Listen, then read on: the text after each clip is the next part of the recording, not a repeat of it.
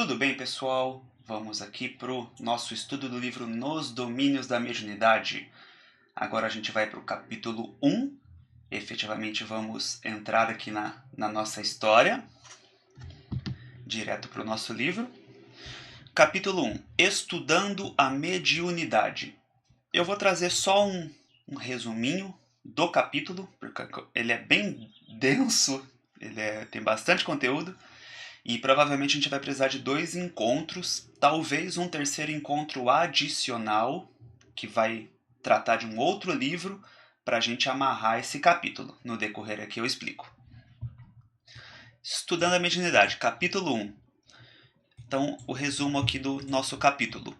O assistente Aulus destaca a importância da mediunidade na atualidade, referindo-se à necessidade de cooperação para o entendimento humano e ao surgimento da Era do Espírito.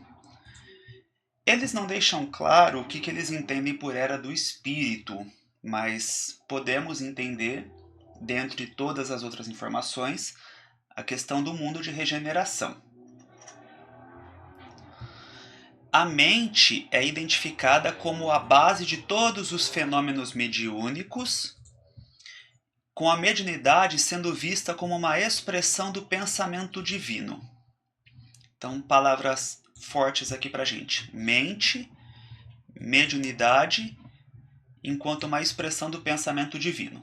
Então, esse é o nosso entendimento geral do capítulo. Agora vamos começar a história. Ela começa um tanto de pronto aqui, tá?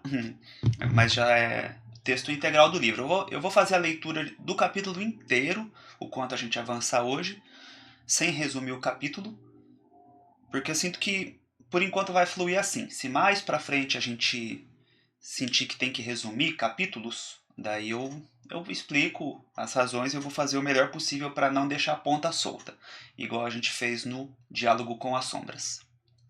Então vamos lá. Indubitavelmente, concordava o assistente Aulus. O Aulus é o nosso instrutor principal aqui do livro. A mediunidade é problema dos mais sugestivos na atualidade do mundo. Aproxima-se o homem terreno da era do espírito, sob a luz da religião cósmica do amor e da sabedoria.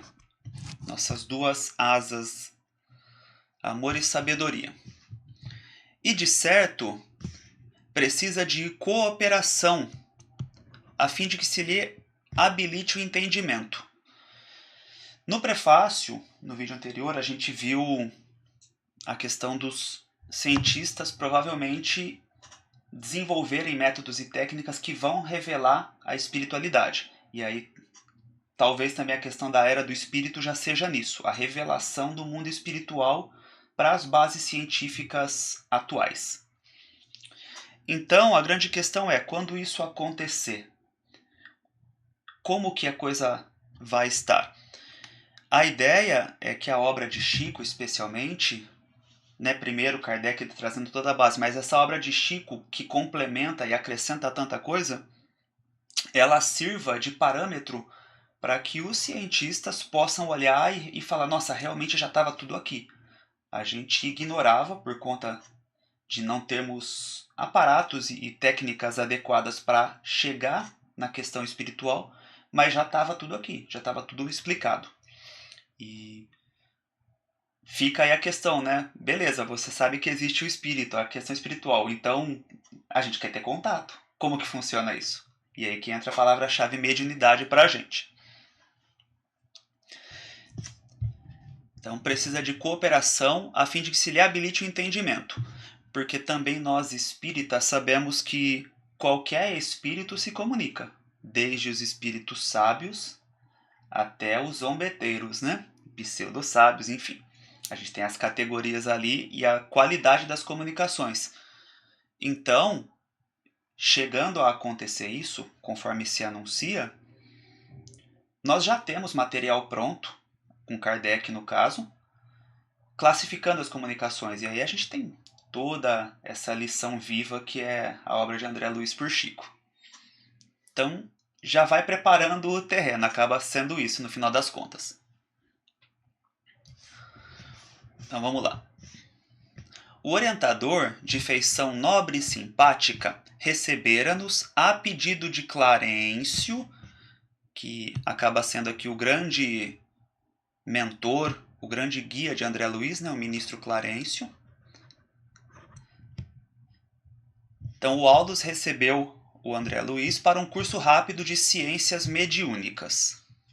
Curso rápido de ciências mediúnicas, olha que bacana, né? Então, na realidade, nós vamos fazer esse curso rápido. Enquanto a gente lê a obra, quem vai fazer um curso rápido de ciências mediúnicas somos nós.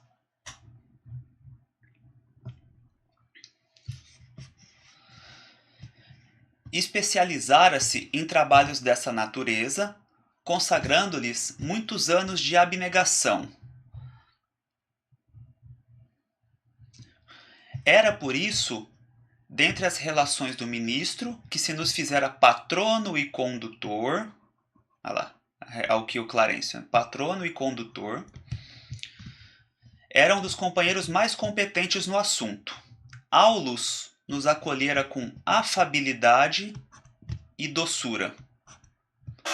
Eu gosto sempre de destacar as características que demonstram um sentimento fraterno. É muito difícil a gente ver alguma coisa que seja rígida, que seja dura, que seja ríspida. Modo geral, os instrutores não têm essas características. E é engraçado que é muito comum a gente ver personalidades dentro de centros espíritas que são exatamente o oposto. É quase uma postura ditatorial ali, né? É uma questão sempre de... né? É muito duro. É lógico, a gente tem que ter pulso para controlar situações, para organizar pessoas. Só que nós não podemos perder essas características: afabilidade, doçura, fraternidade, sorriso. Muitas vezes tem pessoas que não têm um sorriso no rosto. A pessoa não sorri. Lógico, todo mundo tem suas dificuldades, tem suas crises, e elas tendem a ser temporárias. Mas a gente não precisa viver o tempo todo nesse clima da dificuldade, do sofrimento, quando a gente está passando, né, por isso.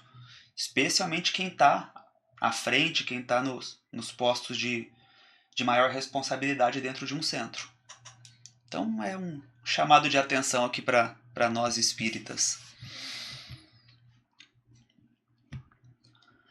Relacionando aflitivas questões da humanidade terrestre. Então, ele vai falar de coisas difíceis, mas nem por causa disso ele perde a afabilidade e doçura.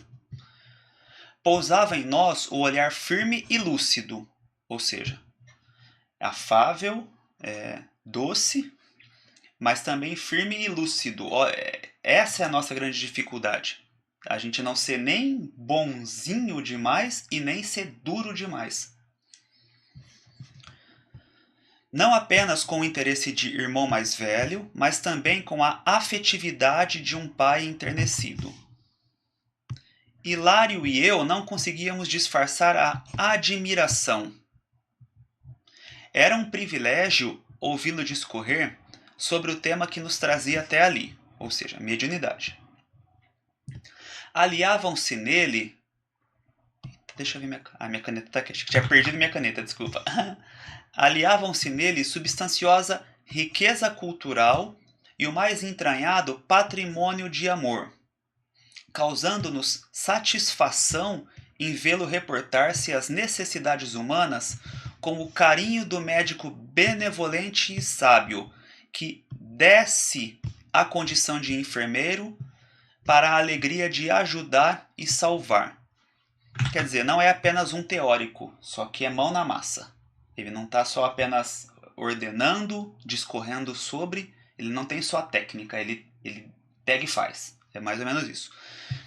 E aqui eu também acho interessante, né, que uma característica dos espíritos que vão se elevando é o acréscimo de conhecimento, modo geral, lato sensu. Então, inteligência que se converte em sabedoria. Mas não fica preso só na questão teórica. Também tem aqui a questão do patrimônio de amor. E é uma grande observação que a gente precisa fazer, porque nas nossas universidades é muito comum um ambiente extremamente nocivo para o intelecto, para o emocional das pessoas. São pessoas muito inteligentes, mas é muito comum professores e bancas que analisam trabalhos devastarem todo mundo. É realmente uma questão de ego gigantesca e não tem a menor compaixão. Então, os nossos ambientes de instrução, eles favorecem o desenvolvimento do intelecto, mas eles muitas vezes destroem com o emocional das pessoas. E aqui, na obra de André Luiz, a gente sempre vai ver que os instrutores, eles não são apenas inteligentes, mas eles possuem essas qualidades morais e emocionais e eles favorecem que as pessoas se sintam bem diante daquilo que eles estão fazendo quando eles se propõem a falar. Então, de observação para a gente também. Então, falando aqui sobre o Aulus, né? Interessava-se pelas experimentações mediúnicas desde 1979, quando conhecera Mesmer, que é o magnetizador acho que mais famoso. Em vários livros a gente vai ver sempre falar de Mesmer, em Paris, no estudo das célebres proposições lançadas a público pelo famoso magnetizador. Exatamente o que falava, Mesmer.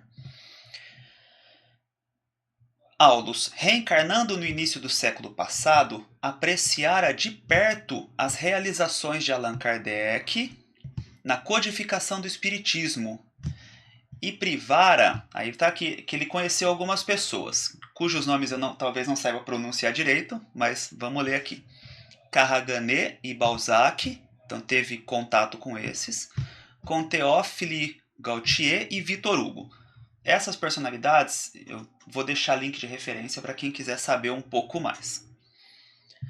Acabando seus dias na França, depois de vários decênios consagrados à mediunidade e ao magnetismo, quer dizer, algumas décadas que o Aulus, enquanto encarnado, trabalhou o desenvolvimento mediúnico e a questão do magnetismo, que hoje nós chamamos de fluidoterapia, nos moldes científicos da Europa. No mundo espiritual, prosseguiu no mesmo rumo. Olha que bacana. O que ele fazia aqui, ele continuou do outro lado. Então, o que ligar na Terra vai ligar do outro lado. Vale para as relações, vale também para os interesses. Observando e trabalhando em seu apostolado educativo. Dedicando-se agora à obra de espiritualização no Brasil. E aqui a gente sempre vê uma relação muito grande entre os espíritos da França e o Brasil. É muito comum a gente ter isso. E isso há mais de 30 anos na espiritualidade, 30 anos quando a obra foi escrita. Comentava otimista as esperanças do novo campo de ação, né, falando aqui da mediunidade no Brasil, dando-nos a conhecer primorosa bagagem de memórias e experiências de que se fizera portador. Então, esse é o nosso instrutor, o Aulus. Maravilhados ao ouvi-lo, mal lhe respondíamos a essa ou aquela indagação. É aquela coisa bem de admiração que até perde o raciocínio, né? De tamanha é a luz no olhar de quando a gente encontra alguém desse tamanho. Os links para a gente colocar depois. E aí a gente segue o nosso texto. Conhecíamos, sim, informamos respeitosos em dado momento, alguns aspectos do intercâmbio espiritual, ou seja, da mediunidade. Todavia, o nosso desejo era amealhar mais amplas noções do assunto, com a simplicidade possível. Porque aqui o André Luiz ainda está aprendendo. Não vai chegar num grau ainda, e ele nem teria condições de aprender questões extremamente complexas. E aqui fica pra gente, por isso que o livro Nos Domínios da Mediunidade, ele é um pontapé inicial para depois podermos chegar no Mecanismos da Mediunidade. Ali em Mecanismos, a gente vai ver que o André Luiz já está muito afiado, já sabe muita coisa e já coloca com muita propriedade. E algo que convém eu destacar, eu estou sempre falando nos domínios da mediunidade, mas é um pressuposto que a gente tenha pelo menos um conhecimento, seria bom se tivesse lido, estudado alguma coisa do livro dos médiuns, que é o que o Kardec deixou para a gente como a primeira apostila, o primeiro material sobre mediunidade. Talvez um dia a gente também estude ali, se for o caso. Vamos avaliar como que a gente vai fazer nossos estudos. Aqui, André Luiz. Em outras ocasiões, estudáramos ao de leve, superficialmente, alguns fenômenos de psicografia, incorporação, que para a gente é a passividade, e materialização. No entanto, era isso muito pouco em face dos múltiplos serviços que a mediunidade encerra em si. Isso aqui que ele está mencionando, basicamente, é o que os centros costumavam mais fazer. Materialização é uma questão que já não se fala tanto, né? Mas é basicamente a rotina de centros espíritas. Então, por isso que é mais fácil ele já ter tido contato com esses tipos de mediunidade. Então, o anfitrião, que é o Aulus, afável, aqueceu em elucidar-nos. Concordou? Então vamos lá. Agora o Aulus vai ser o instrutor de André Luiz e Hilário. Colaborava em diversos setores de trabalho e prodigalizar-nos-ia, ou seja, ia oferecer para a gente aquilo que considerava com humildade como alguns apontamentos sobre mediunidade.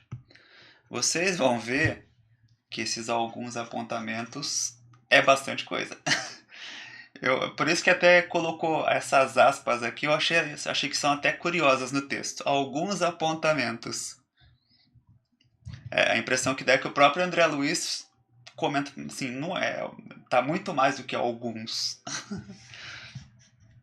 Para começar, convidou-nos a ouvir um amigo que falaria sobre mediunidade a pequeno grupo de aprendizes encarnados e desencarnados, em cuja palavra reconhecia oportunidade e valor. Então aqui eu já achei uma primeira coisa bacana, né? Uma humildade, primeiramente do Aulus, que ele está sendo ali como a autoridade, né? Um grande pesquisador do assunto. Mas quem vai falar primeiro não é ele. Ele convida o André Luiz e o Hilário a ouvir uma outra pessoa que vai falar sobre o assunto. Então, que bacana, né? Porque, de modo geral, nós que estudamos alguma coisa, nesse caso aqui o Espiritismo, a gente adora, né? E eu talvez me identifique nisso. A gente adora dar respostas, a gente adora falar, enfim.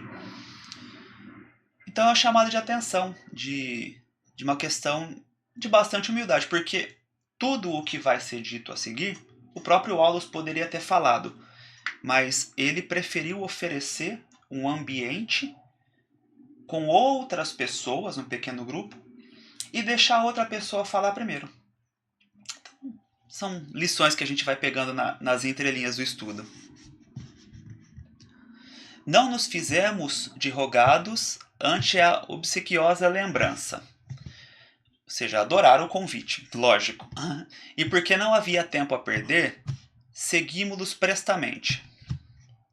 Em vasto recinto do Ministério das Comunicações, Ministério das Comunicações, como a gente já está em 2024, é onde está ali o grupo dos mensageiros, que dá ensejo ao livro e ao filme.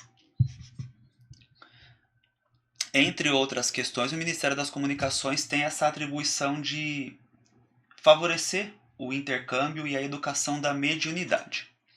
Então, existe harmonia na obra de Chico, porque se a gente está estudando mediunidade, fazer menção ao Ministério das Comunicações é uma questão correta. Chico, essa obra é demais. Fomos apresentados a um instrutor Albério, que se dispunha a iniciar a palestra. Então quem vai falar aqui é Albério. Tomamos lugar entre as dezenas de companheiros que o seguiam atentos em muda expectação, aguardando.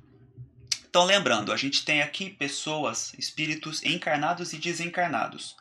Então quem está desencarnado está em desdobramento e geralmente a finalidade disso é a educação. Então são trabalhadores espíritas ou quem vai propagar são trabalhadores de mediunidade ou quem vai falar sobre o assunto, aprendendo na fonte, aprendendo com a espiritualidade. Como tantos outros orientadores que eu conhecia, Albério assomou à tribuna, sem cerimônia, qual se nos fora simples irmão, conversando conosco em tom fraternal. Olha que bacana, né? A postura de quem já está alguns passos à frente.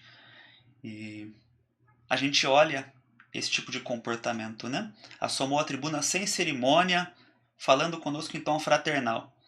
Muito diferente dos nossos palestrantes, dos nossos comunicadores políticos que seja, como a coisa se dá aqui, né?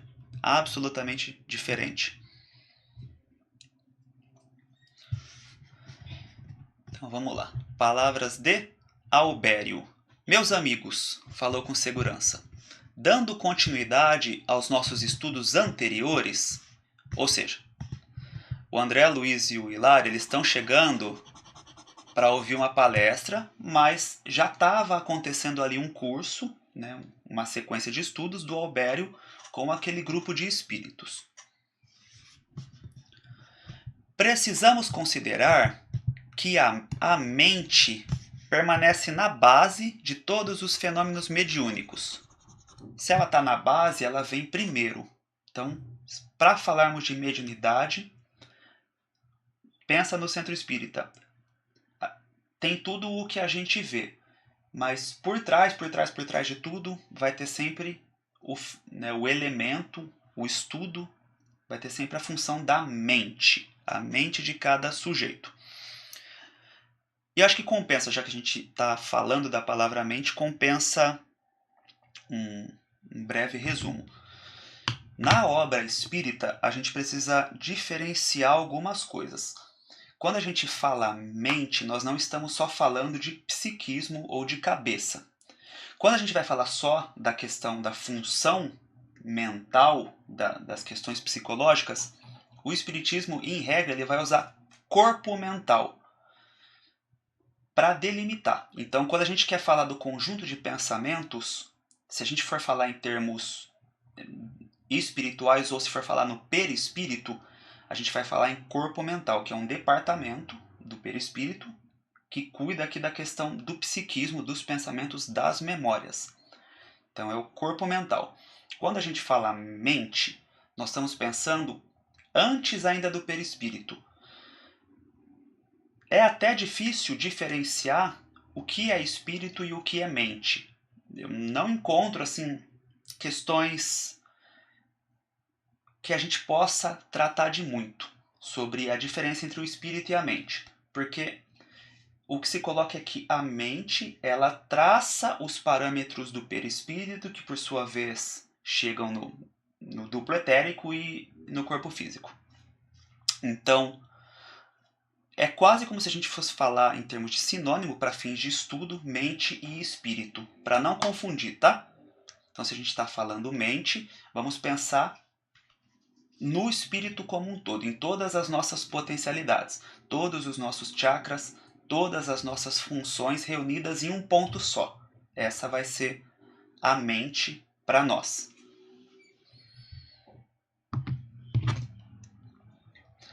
Não ignoramos que o universo, a estender-se no infinito por milhões e milhões de sóis, o universo é a exteriorização do pensamento divino, de cuja essência partilhamos em nossa condição de raios conscientes da eterna sabedoria, dentro do limite de nossa evolução espiritual.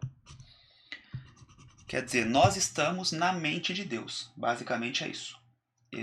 O universo, todos os sóis e todas as formas de vida, tudo é a manifestação, como se fosse o Big Bang. A gente poderia pensar como se fosse o abrir dos olhos ou da mente de Deus, a projeção de tudo, e fazemos parte disso.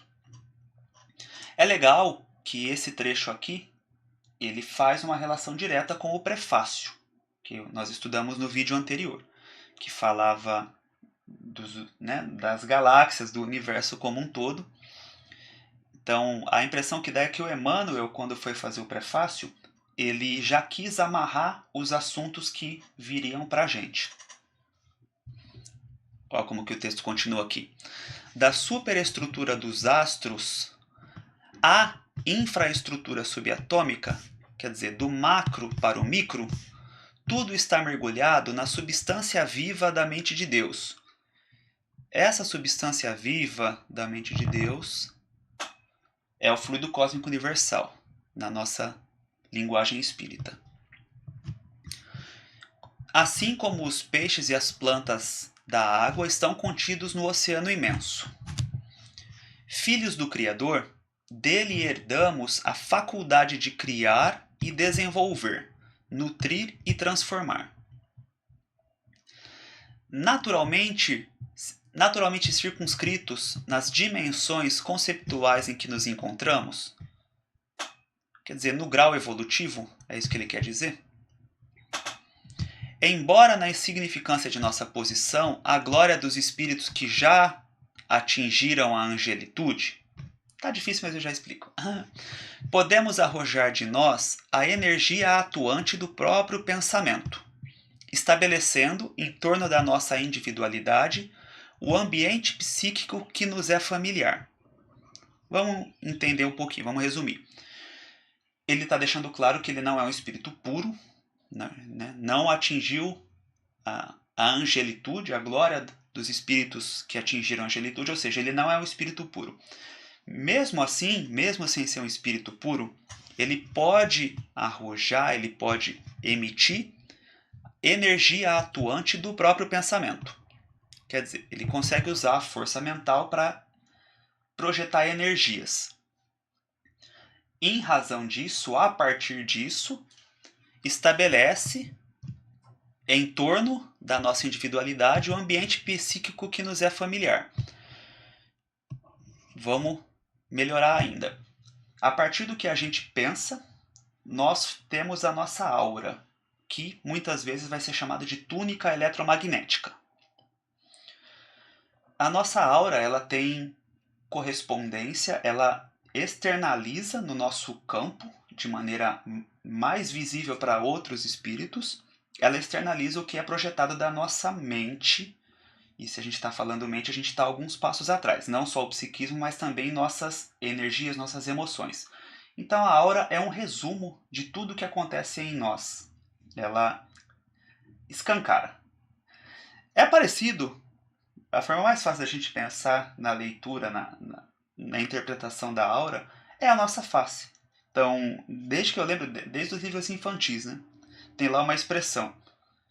Que expressão é essa? Expressão de raiva. Expressão de alegria. Existem características que elas são praticamente universais. Então, você olha uma expressão facial e você interpreta o que aquela expressão facial indica do que está se passando dentro da pessoa. Da mesma forma, a aura. Ela vai ter coloração, ela pode chegar a ter quase como se fosse gosto, ela causa impressões em nós que indicam qual que é o estado daquele espírito. E não necessariamente é uma coisa só. A depender do quanto você investiga ou da região que você investiga, ela pode indicar coisas diferentes. Da mesma forma que aqui eu pareço saudável, mas se vocês, por exemplo, olharem uma parte do meu corpo, pode ser que tenha uma ferida que vocês não tenham visto. Então é tudo questão de olhar. Então a gente faz um bom paralelo com o corpo físico. Então o ponto é, espíritos que já têm consciência do que pensa e né, da responsabilidade, existe essa possibilidade de cuidar da nossa própria vibração. E aqui já entra um primeiro ponto para nós, trazendo isso para o prático. Não é só o Albério, e não são só as pessoas que estão ouvindo o Albério, que tem essa possibilidade de usar a força mental para moldar as próprias energias. Também nós temos essa possibilidade, especialmente quando estamos desenvolvendo o campo da nossa fé, da nossa concentração. Também nós temos condição de trabalhar nossas energias e ir favorecendo um campo vibratório mais harmonioso, mais saudável. Só que assim, o que eu acho muito importante, não vamos acreditar que basta você se concentrar e vibrar que você vai resolver todos os seus problemas, que você vai resolver todas as chagas do seu perispírito, coisas que muitas vezes vão depender de resgate, que vão depender de expiação.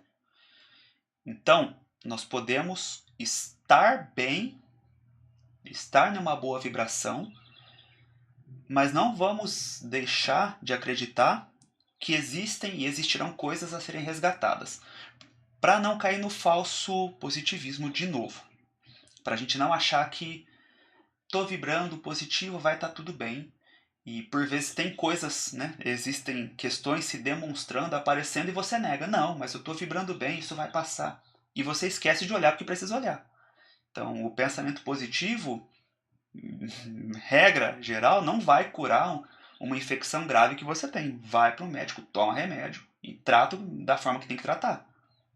Se você estiver vibrando positivamente, tende a favorecer uma recuperação. Mas não acredite que só isso vai resolver. Então, não é só o pensamento que vai curar todos os nossos males. Até porque é muito comum, e a gente ouve isso em diálogos com entidades religiosas, nos atendimentos mediúnicos, que é muito comum falar os espiritualistas que chegam, mas eu fiz tudo, eu cumpri todas as regras e estou nessa situação. Quer dizer, ele achou que tinha uma receita para se fazer de maneira externa e esqueceu de olhar para as necessidades dele. Esqueceu de olhar o que tinha que olhar para curar. E aí o choque é muito grande. Aí ele perde a fé. Simplesmente, ele desacredita em tudo. Então eu não quero que nós sejamos ingênuos, seja para não cair numa positividade tóxica, seja para a gente não perder a fé a hora que uma dificuldade se apresentar. Porque muito possivelmente vai. Seja em forma de doença, seja da forma que for. Muito possivelmente ela vai se apresentar. Então a nossa fé não pode estar limitada às coisas estarem bem. Pelo contrário, né? A fé ela tem que ser uma alavanca para a hora que as coisas não estão bem.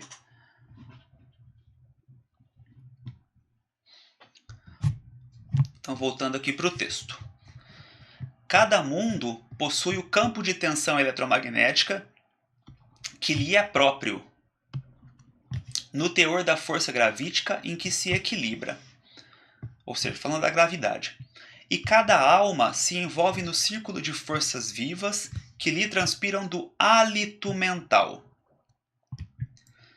Na esfera de criaturas a que se emana, em obediência às suas necessidades de ajuste ou crescimento para a imortalidade. De novo, quando nós estamos falando aqui, cada planeta, cada mundo tem o seu campo eletromagnético, assim como nós temos. Esse campo eletromagnético é a aura, também chamado de túnica eletromagnética, a depender do livro, ou também chamado de hálito mental. Sempre que nós ouvirmos essas expressões, nós vamos estar falando da questão da aura. Eu até gosto de túnica eletromagnética porque torna isso mais prático, fica menos místico, porque traça um paralelo melhor, a ponto inclusive da medição, de algo mais próximo de que a ciência possa chegar com os recursos que tem. Preciso tomar uma água, gente, só um minuto.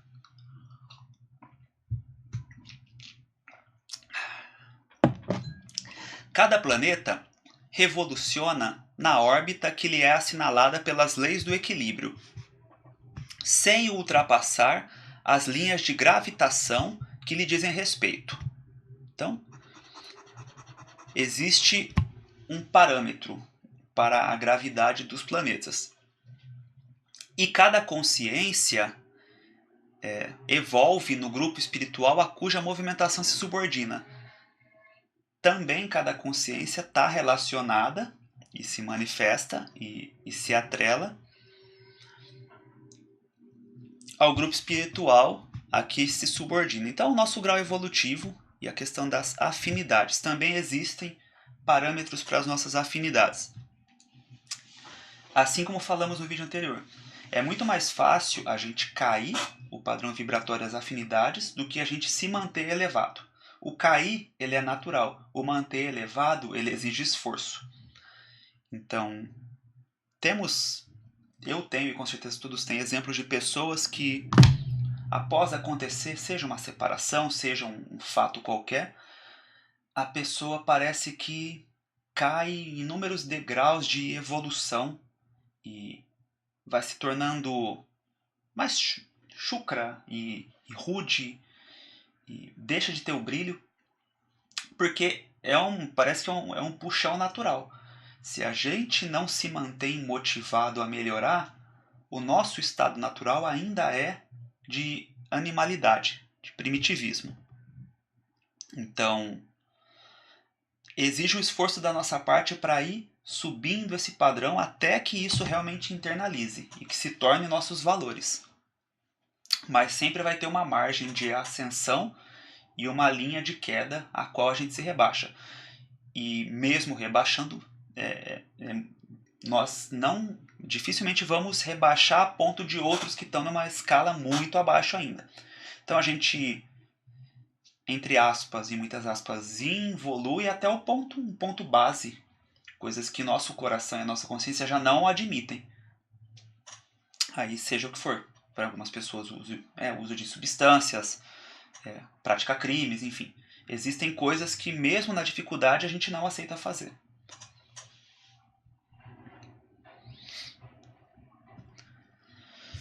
Continuando.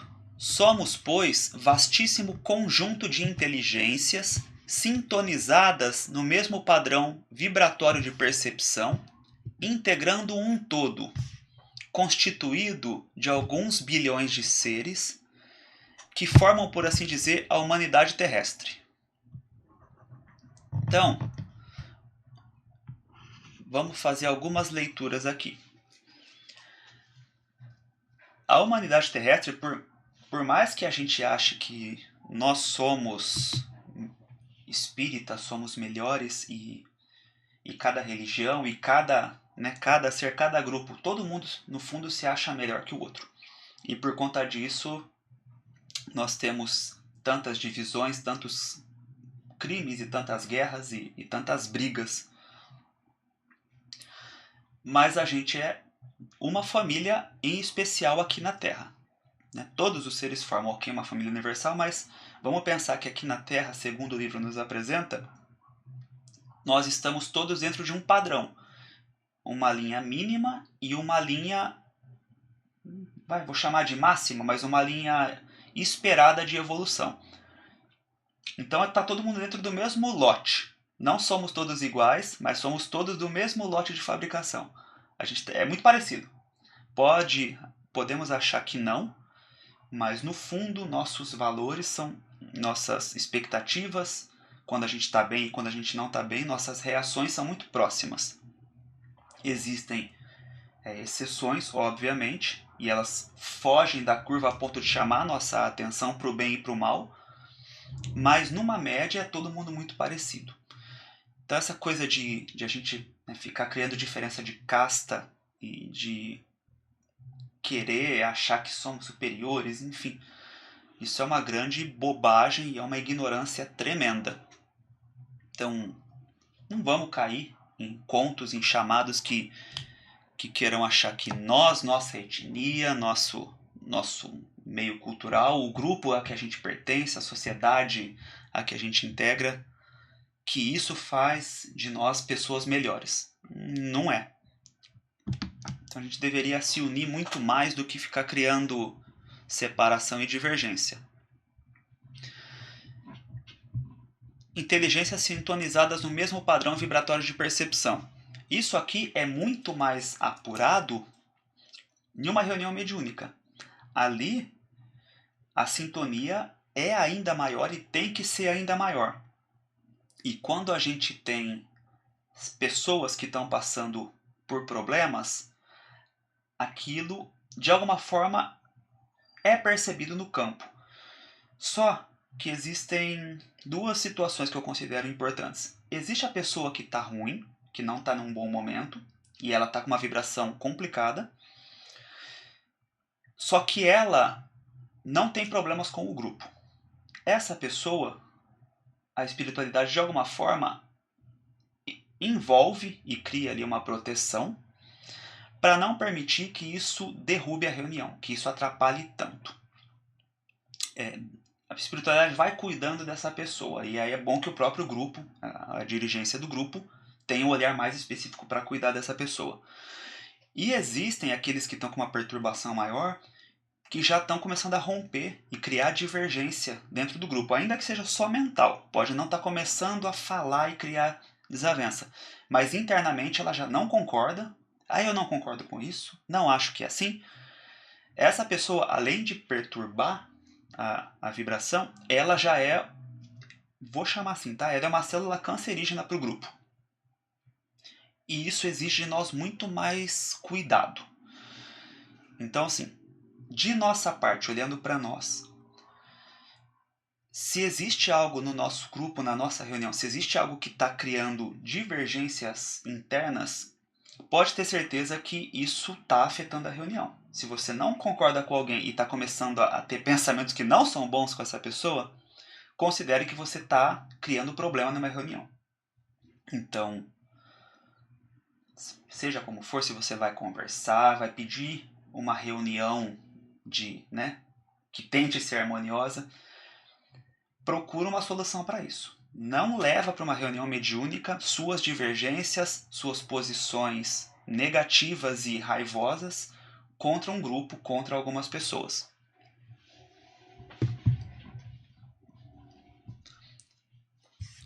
Compondo assim apenas humilde família no infinito concerto da vida cósmica, em que cada mundo guarda somente determinada família da humanidade universal, ou seja, cada planeta com uma pequena família, todas compondo a família universal, a humanidade universal. Conhecemos por enquanto simplesmente as expressões da vida que nos fala mais de perto, limitados ao degrau de conhecimento que já escalamos. Aqui ele esclarece que ele ainda não é um espírito puro, evoluído, que ele ainda não extrapolou o conhecimento dele para muitas outras famílias de outros planetas. O que está perto somos nós. Vamos lá. Dependendo dos nossos semelhantes em nossa trajetória para a vanguarda evolutiva, a maneira dos mundos que se deslocam no espaço, influenciados pelos astros que os cercam. Então, assim como temos o Sol como guia do campo gravitacional e da órbita dos planetas, também nós temos espíritos que funcionam como guias do nosso processo evolutivo. Isso aqui é muito claro, isso é muito visível quando a gente faz a leitura dos romances de Emmanuel.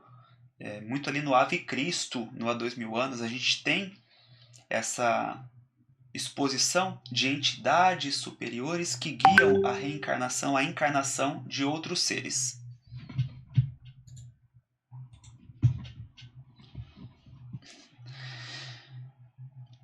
Então ele faz esse paralelo. Da mesma forma que os sóis, os astros guiam os planetas, também temos entidades que guiam nosso processo evolutivo. Agimos e reagimos uns sobre os outros por intermédio da energia mental em que nos renovamos constantemente, criando, alimentando e destruindo formas e situações, paisagens e coisas, na estruturação dos nossos destinos. Então vamos lá. Duas questões. temos entidades às quais estamos subordinados em processo evolutivo, na inspiração. Então, nossos guias particulares, né, nossos espíritos protetores, mas também outros seres que estão acima numa programação evolutiva. Mas temos uma sintonia também entre todos nós, família planetária. E a gente tem a permuta de energias e pensamentos, segundo o nosso estudo. Disso aqui, a gente pode extrair uma compreensão sobre o que poderia ser o inconsciente coletivo colocado ali por Jung. Essa questão do inconsciente coletivo, eu faço duas possibilidades de leitura pela obra espírita. A gente tem isso aqui, da permuta de pensamentos e emoções e energias, que está mais próximo do que Jung coloca, mas no estudo de Joana de Ângeles, ela traz, falando especialmente de Jung, de inconsciente coletivo, ela fala diretamente disso, que na visão dela, o inconsciente coletivo proposto por Jung não se trataria exatamente de conhecimentos que a gente capta no ar, só que ele está mais diretamente ligado com conhecimentos que nós trazemos em nós de encarnações anteriores. Então, eu acho que a gente pode juntar essas duas formas de pensar. Se nós trazemos conhecimentos em nós de encarnações anteriores, isso já está latente. Já é possível a gente pensar e captar sobre isso. Então, nossa bagagem de conhecimento, consciente ou inconsciente, seja desta ou de outras vidas, ela pode vir à tona para nós por conta própria, mas ela também pode ser despertada por coisas que eventualmente a gente captou e chamou a nossa atenção. Então, aqui a gente acaba caindo no estudo do inconsciente, que demanda, né, todo um campo de exploração bem grande, mas posso sintetizar a minha compreensão dessa forma. A nossa mente é, portanto, um núcleo de forças inteligentes gerando plasma sutil que, a exteriorizar-se incessantemente de nós, oferece recursos de objetividade às figuras de nossa imaginação sob o comando de nossos próprios desígnios. Eu destaco deste trecho aqui duas compreensões. A cocriação, que nós temos a nossa parte dentro da obra divina. Então, Deus é o co-criador em plano maior. Deus é a base de tudo. Nós temos os co-criadores em plano maior, as inteligências crísticas que estão no topo da direção evolutiva. E nós temos, todos nós, a co-criação em um campo menor, que é isso aqui, da nossa força mental, que nós também bebemos do fluido cósmico. Acaba sendo isso. O nosso poder de respirar, de processar e de manifestar o fluido cósmico universal. E dentro das nossas manifestações, existe aqui o que, em vários momentos da literatura, vai chamar de formas-pensamento. É como se nós fôssemos deixando registros do nosso pensamento por onde a gente passa ou onde a gente mentaliza. Então, assim como deixamos a nossa digital nos locais em que tocamos, a nossa mente deixa as digitais dela por onde ela coloca ali o seu agir. A diferença é que a nossa digital física, ela é estagnada, ela é estanque, ela não tem movimento. A digital do pensamento, a forma pensamento, ela é viva e ela diz muito sobre o emissor. Assim como a digital física identifica a pessoa, a forma pensamento ela não só identifica a pessoa, mas identifica o que estava acontecendo ali. Então, é um aglomerado de energias que possui o visual e possuem energias características a ponto de você poder identificar não só quem, mas o que estava se passando naquele momento. É um registro. Assim como uma fotografia, o registro, ele não quer dizer que aquilo seja o que a pessoa está tendo no momento, tá? Ele pode ser um registro antigo. Mas é isso que nós vamos ver na literatura em muitos momentos, os registros que nós vamos deixando. E esse é o nosso momento de encerrar esse vídeo, porque daqui a coisa vai ficar difícil. Ele vai abrir uma outra frente de estudos que vai demandar de nós um esforço maior. Então esse vídeo a gente para por aqui, a gente encerra. Eu espero ter tido condições de explorar bem. E se o estudo foi bom, se foi proveitoso, peço para deixar as contribuições via YouTube, que é curtir, compartilhar com quem você acha que pode gostar, e inscrever no canal, que aumenta a nossa visibilidade, e a questão do sininho, que ajuda a avisar quando tiver um próximo vídeo. Então, agradeço e, se você gostou, te espero no próximo encontro. Obrigado.